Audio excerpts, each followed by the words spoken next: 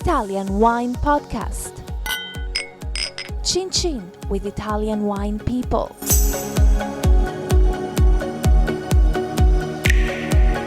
Hello, this is the Italian Wine Podcast with me, Monty Waldin. My guest today is Luca De Ferrari. Luca's family winery is called Boscarelli. Boscarelli Winery is in the Vino Nobile region in Tuscany. Thanks for coming in, Luca. Welcome to everybody. And right, so listen, just give us a little bit of history.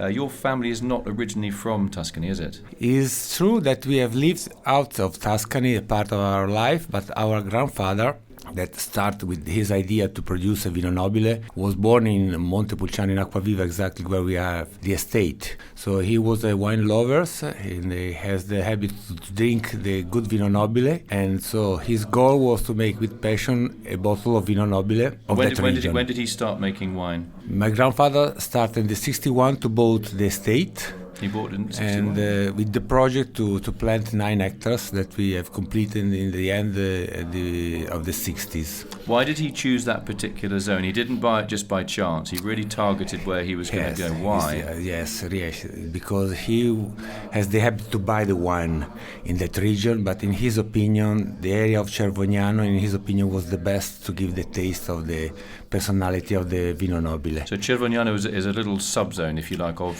Vino Nobile. Is a little subzone, yes. It's a zone just on the limit of the hills between the Val di Chiana and the top of the hills of Montepulciano, around 300 meters on the sea level. And this is the part of the area of Montepulciano that received more influence from the Lake Trasimeno. So you have a part of climate and a part of terroir particularly. So you say, and what does the Trasimeno Lake, that body of water, does it make it cooler, warmer? The influence of Lake Trasimeno makes the influence that make a breeze a little bit humid, but a little bit more warm. So Cervognano has a climate a little bit more warm and early in the ripeness compared to other parts of Montepulciano, and so makes the thing that sometimes makes the sea on the coast.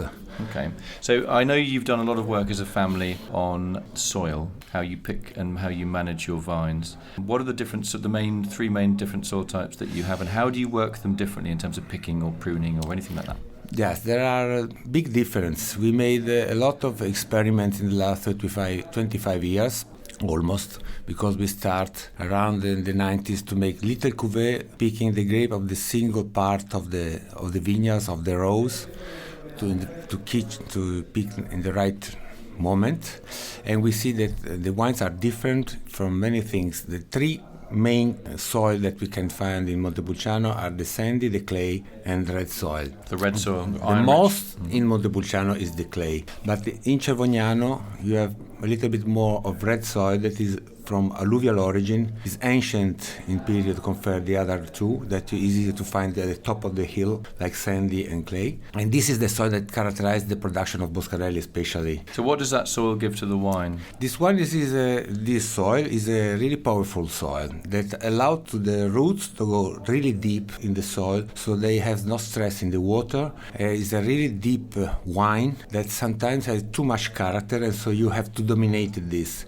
But the strong thing is that with this kind of soil you can reach the ripeness complete, but you still have a good point of acidity and not too high in pH. Right, so basically the acid strength of the wine is good enough for the wine to age well and to develop well over time and open slowly. Yes, develop slowly is not to show that the character of the age is really the unique thing to the goal of the production, but it's good that can age well, but the wine should be good from the beginning, and so we look to find the balance and the elegance from the beginning of the production. So what about vinification? Are you fermenting in stainless steel, in cement tanks, or in wood? The most actually is in wood till the 90s. In that period we made experiment also in steel, but the most of the production in this moment happens in cask of 40 hectoliters, just because allowed also the little cuvée coming from different vineyards. So that's about 4,000 litres, which is about 5,000 bottles, 4,500 bottles, something like that? Exactly. Tell me about, you make a single vineyard wine. What's that called? The single vineyard is Nocio, is our special vineyard. Say that again. Nocio is the name of the vineyard, this special vineyard. What is a Nocio? Nocio is a walnut tree, because we have the habit to call these vineyards Vineyard de Nocio for the reason that we have this big walnut tree aside the vineyards. It's just at the top of a hill with the olive tree and ginestre, and exposed to the south. Is a vineyard that we have bought in reality in the 88, but we know from the beginning, from the 60s, because of our farmer that at the beginning helped us to follow the estate. And since when we was child, we went to the Nocio to taste the grape, because it's the vineyard that has reached the ripeness for the first. It's the earliest ripening. Yes, and it's really more windy, and so it's special vineyard with three soil. In particularly, the percentage is 1/3, 1/3, 1/3. And so we make the harvest in different moments. So just go through those soils again? The so soil, start yes, from the because tree. we export, you explained before about the red soil. The sandy soil is more light soil.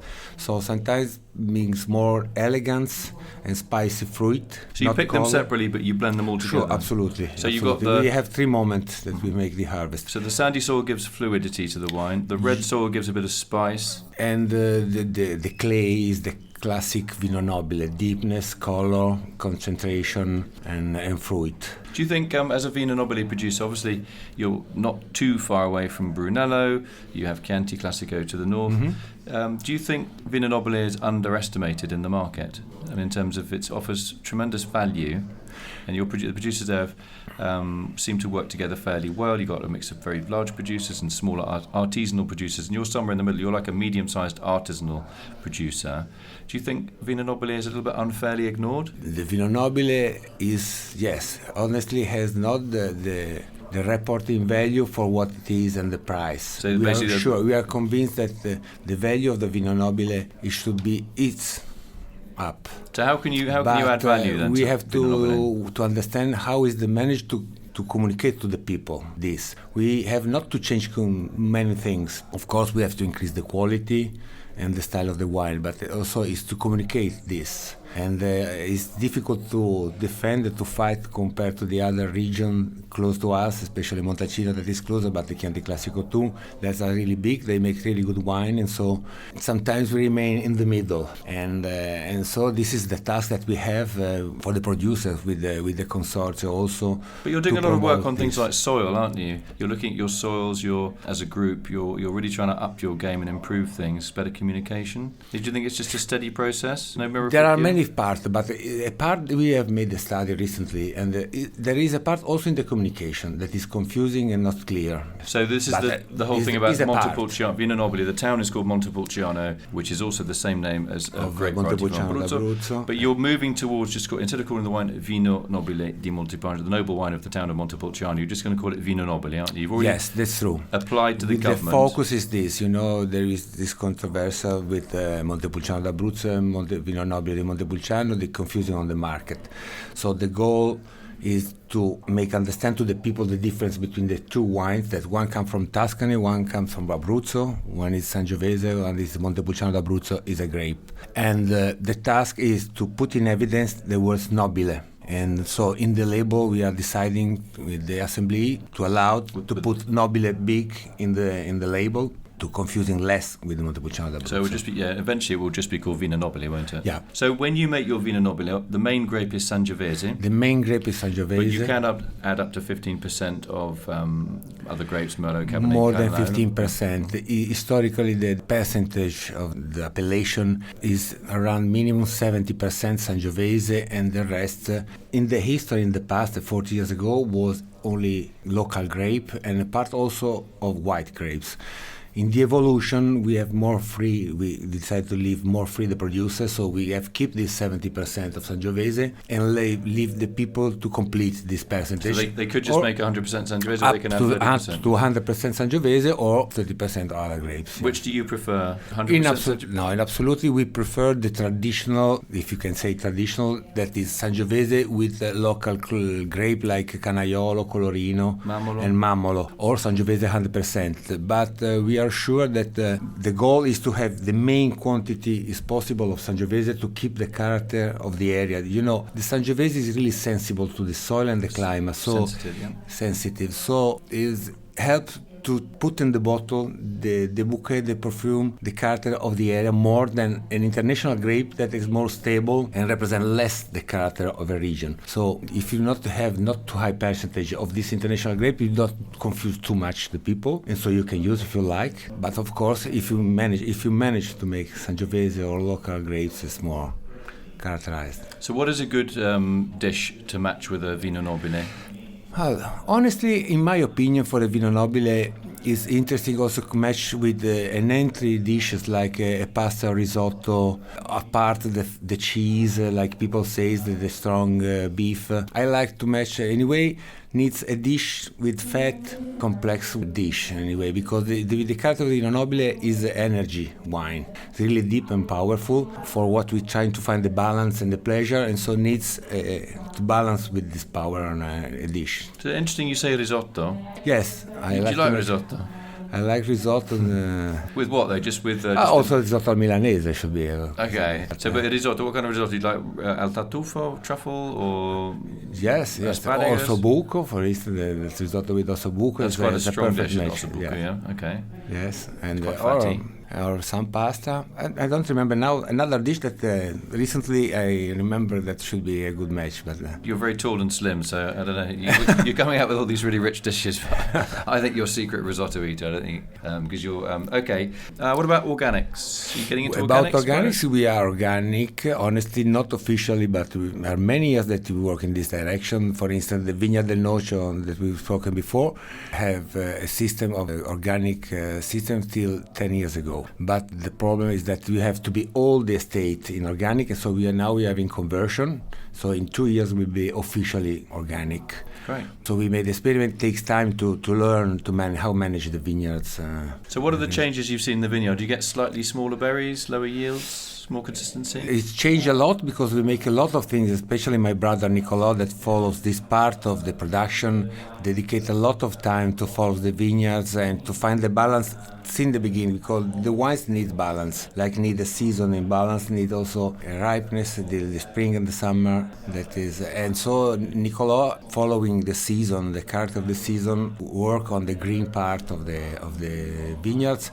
Are new to, the production of Boscarelli come from new vineyards that we have replanted in the last 30 years with new food, selecting old clones, yes, and keeping apart 50% are old clones of my grandfather, Prugnolo Gentile especially. Which is the local name for Sangiovese in Vino Nobile. Exactly, and all other grape of Sangiovese. And we have an average of 6,000 plants per hectare. So needs to take a lot of care to keep him in balance this part of. You've also done a huge amount of work on getting to know your soils, haven't you? Yeah. You were one of the first really to, maybe you'd have a plot of vines, like an oblong of vines, and you'd say, actually, we've got 3 different soil types here, so we need to prune these vines differently and farm them in a different way. Yes, absolutely, yes. We make it different from the pruning. We start from the fertilization of the soil. Yeah, cover crops. Yeah. Many things. Yeah, you're ahead. And of course, what is more steady and is the same is the fermentation. We have our natural yeast. We make a pied de cuvée at the beginning of the harvest, so it's an indigenous yeast. From the 2000, we have this system. So every harvest we make 30-35 different cuvées.